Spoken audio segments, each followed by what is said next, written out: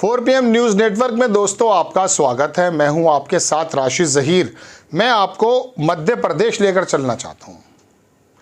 सुनाऊंगा मैं यूपी की खबर, लेकिन मध्य प्रदेश से जुड़ी हुई खबर क्या है वो बताना चाहता हूं। मध्य प्रदेश में भारतीय जनता पार्टी ने अभी बहुत ज़बरदस्त जीत दर्ज की है। सब ये कह रहे थे कि नहीं, वहाँ भारतीय जनता पार्टी हार जाएगी, एंटी इनकम्बेंसी ज़्यादा है और लोगों पे कर्ज है, तमाम तरह की बातें हमने भी आपके सामने रखी। लेकिन अचानक ऐसा हुआ कि देश की आधी आबादी जो कही जाती है, जिसका नाम महिला है, उन्होंने बाजी पलट दी। जानकारों का कहना यह है कि शिवराज चौहान ने जो लाडली बहना योजना शुरू की थी, हस्बैंड ने कुछ भी कहा है, वो अपने भाई की तरफ चली गई और महिलाओं का प्रतिशत मैं आपको दिखाऊंगा सिलसिलेवार, वहाँ विधानसभा में बढ़ा और एक अजीबोगरीब और बहुत बड़ी जीत शिवराज चौहान के खाते में आ गई। हमें भी बड़ा अजीब लगा कि तमाम सर्वे कुछ और कह रहे थे। अचानक ये हुआ क्या है? हुआ यूं था दोस्तों कि शिवराज चौहान ने एक ऐसी मार्मिक अपील कर दी, महिलाओं के मन में चली गई और इसमें कोई दो राय नहीं। कर्ज की स्थिति चाहे कुछ भी हो, महिलाओं के लिए छोटी मोटी जो रकम थी, यह हालांकि बहुत ज़्यादा मैं कह सकता हूं कि मैक्सिमम तो नहीं थी, लेकिन फिर भी भूखे को 2 रोटी, प्यासे को 2 घूंट अगर मिल जाए। देश इस वक्त भूखा भी था, है और प्यासा भी है। ऐसे समय में एक भाई ने अपनी बहन से कुछ मांग लिया, बहनों ने दे दिया और वो मध्य प्रदेश में भारतीय जनता पार्टी पहले के बामुकाबले बड़ी ज़बरदस्त जीत दर्ज कर गई। लोगों ने कहा ये तो मोदी की गारंटी है, ये तो ये है। मोदी की गारंटी होती तो तेलंगाना में भी होती, हिमाचल में भी होती। गारंटी तो जब होती है तो पूरे देश में होती है, जैसा कि राहुल गांधी की गारंटी चल रही है। चलिए, तो ये मैं आपको स्थिति बता रहा हूँ कि महिलाओं की वजह से। लेकिन शिवराज चौहान को पशे पुष्ट यानी कि कमर के पीछे डाल दिया गया। एक नए आदमी यादव साहब को लाए मोदी जी अपने चिरपरिचित अंदाज में। उनका कहना यह है कि मेरी चवन्नी ही 5 रुपये में चल रही है। मतलब उनका सोचना, ऐसा लोगों का आरोप है, मैं किसी को भी बना दूंगा, 3-3 बार मुख्यमंत्री बदल दूंगा, कोई कुछ नहीं कहेगा। होता भी यही है।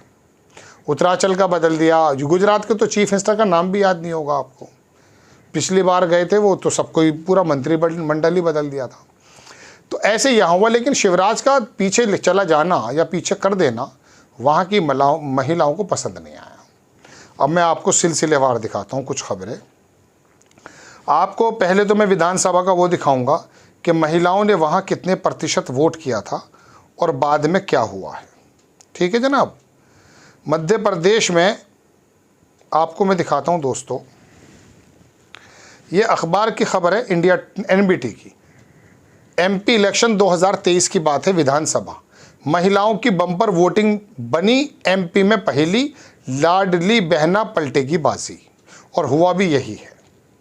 ये मैं आपको दिखाना चाहता हूं। उस समय हुआ क्या था दोस्तों? उस समय यह हुआ था कि बम्पर वोटिंग हुई। 2018 की तुलना में 2% अधिक वोट पड़े। चुनाव आयोग के अनुसार 2018 में 75.6% वोट, तो 2023 में 77% वोट हो गई। वहीं महिलाओं ने 76.03 की वोटिंग है। महिलाओं ने वोटिंग 77 में से 76% तो महिलाओं की थी। महिलाओं की वोटिंग में यह उछाल तब आया जब दोनों ही दलों ने उनके लिए दर्जनों घोषणाएं की थी। 2018 में महिलाओं ने 74% वोटिंग की थी, लेकिन 2% वोट और ज़्यादा हो गई, जबकि 2023 में 2% बढ़ गई। आपको दिखाई दे गया दोस्तों। अब मैं ये बताना चाहता था कि महिलाओं ने वहाँ पर वोट ज़्यादा कर दिया था। अब बात क्या है कि अब उसके बाद अब आ रहा है लोकसभा। लोकसभा में आप देखें जनाब, ये खबर है 27 अप्रैल 2024 यानी कि परसों की खबर है, कल या परसों की। इसमें लिखता है कि MP में दूसरे चरण में अभी जो चुनाव हुआ है, थोड़ी थोड़ी सीटों पर करा रहे हैं मोदी जी। 9% कम हुई वोटिंग। अब आप कहेंगे सभी जगह हुई है वोटिंग तो कम, इसमें कोई दो राय नहीं। लेकिन 11% महिलाओं ने नहीं डाले वोट। लोकसभा में जो 11% महिलाओं ने वोट नहीं डाले हैं, ये शिवराज का पीछे हटा देना, उसकी एक नाराज़गी है। और पता चलता है कि मध्य प्रदेश में महिलाओं का ये फैक्टर ही भारतीय जनता पार्टी के गले में हड्डी बन जाएगा। ये तो मैं सिर्फ आपसे आंकड़ों पर बात कर रहा हूँ।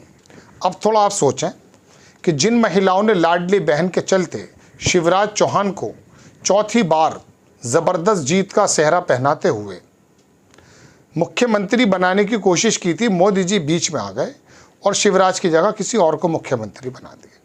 अब ये महिलाओं का जो प्रतिशत गिरा हुआ है, मतलब गिर रहा है, जितना गिर रहा है नॉर्मली वो तो गिर ही रहा है, लेकिन उसमें महिलाओं का ज़्यादा गिर रहा है। क्या आपको नहीं लगता कि ये मध्य प्रदेश में लोकसभा में शिवराज चौहान की हटाना नाराज़गी का सबब नहीं बनेगा? आप ध्यान रखिएगा, तमाम राजनीतिक पंडित 2023 में शिवराज चौहान की सरकार को बता रहे थे कि नहीं आएगी, कांग्रेस आराम से आ जाएगी।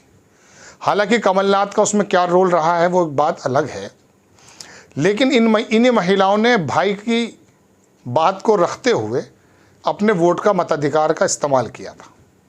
अब ये वोट प्रतिशत गिर गया, तो अब क्या लोकसभा की सीटें आ जाएंगी? नुकसान नहीं होगा।